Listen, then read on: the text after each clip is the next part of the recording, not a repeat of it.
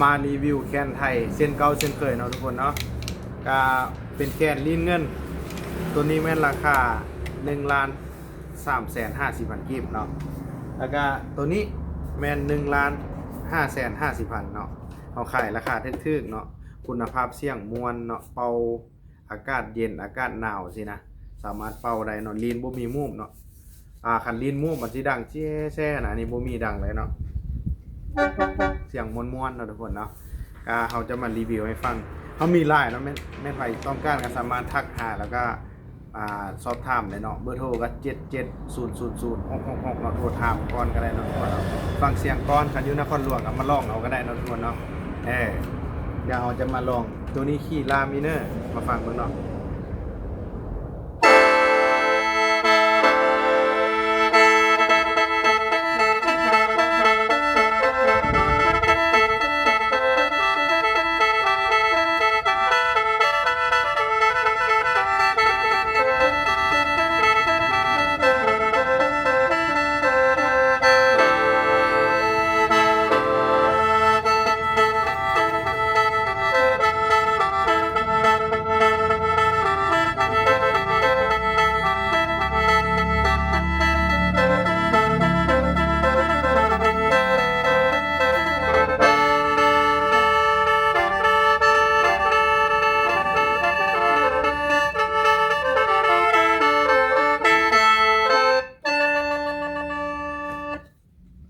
มาฟังเบิ่งคีย์นี้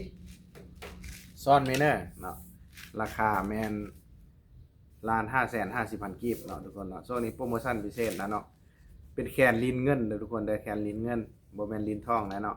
ราคานี้ส่วนใหญ่มันจะเป็นลีนทองเนาะแต่อันนี้แม่นลีนเงินใหม่ๆงามๆแมวจัดให้เลยเนาะทุกคนเนาะมาฟังมือเสียงตัวนี้